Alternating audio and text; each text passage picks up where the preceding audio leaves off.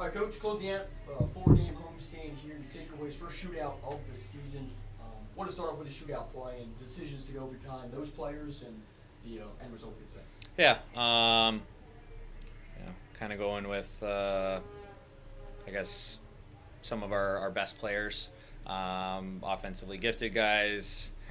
Um, you know, you see some things in practice that you think will translate over into a game, um, but it's just unfortunately we weren't able to bear down on those. It's not like the guys aren't trying to score in those situations. They wanna win the game for us, and hopefully wrapping up the season. There's not too many more of these. And the contributions as well, the offensive end, able to come in there late. Millman with a huge goal to tie the game. Your thoughts on his play, able to set that up, and a goal there coming out with as well. Charlie Jordan not dropping the gloves, get the play going, and Millman bears it. Yeah, playing through some stuff that in previous games would probably get called, and we might be going on the power play, but sticking with it, finding a way to create offense, and that was a big goal for us to get a point out of this game. So, happy with how the third period was going there. Real strong contributions from pretty much everybody. Just trying to find ways to create offense late in the game. Feel like we did have some solid chances that we're close to going in. So just need to capitalize on those opportunities. With Maine clinching now, they just clinched. Yep. While you guys were playing. Right. How much more important is it for these guys to not become complacent because they're obviously gonna have to match up? Yeah.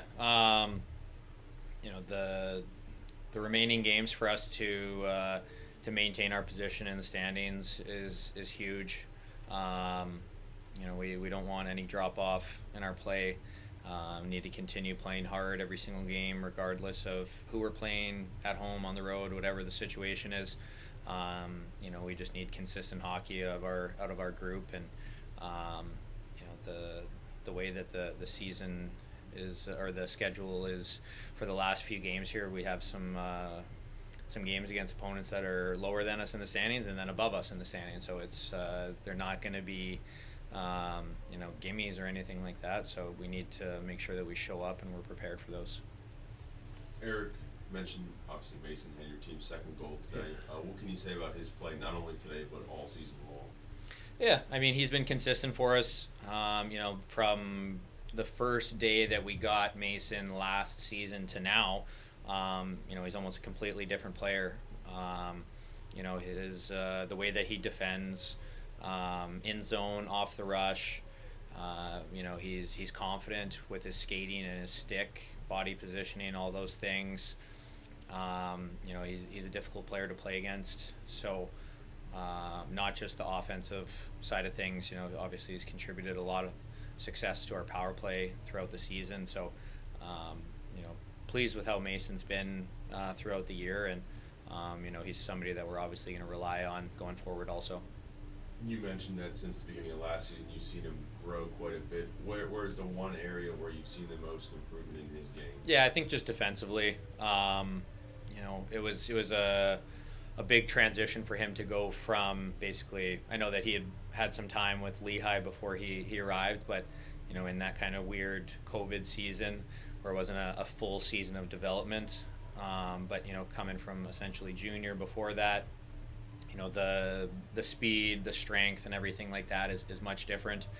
But I would say the way that he defends, the way that he has urgency with and without the puck to make plays, to break the puck out, and then without the puck, make sure that he's in proper position, ready to close time and space when he's matched up against top end players. So all those things have gotten a lot better from him. And how crucial is your defensive unit success to the team's overall success, especially this time of the year? The playoffs are coming up. Yeah, definitely. As an entire group, we need to be better defensively. I feel like it's kind of been some lulls in that aspect of our game where we give up so few chances. and we're so strong defensively, and then small moments creep into our game where we give up quality scoring chances in bunches, and more often than not, they're scoring on those opportunities. So it's something that we've discussed. Protecting the middle of the ice, not giving time for their players to make plays. There's a lot of factors to it. So, but entirely, very important for our group to be tight defensively. Solag here, certainly a player that has been snake bitten a couple of opportunities for that first goal. And we're blasting through today. How do you feel today, able to get it in front of the home ground? So love it. Yeah, you just keep shooting the puck, and sometimes they go in, sometimes they don't. It's life, it's hockey. But I think today it was all about Charlie Gerard's forecheck and him winning the puck back. He put in all the work, and then, like I said, I just shot it, and this time it went in.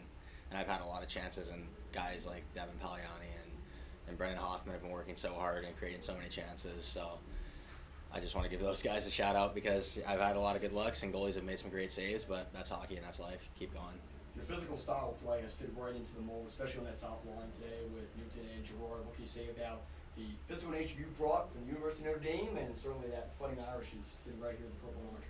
I mean, I'm always going to play physical. It's how I was raised. A lot of football players in my family.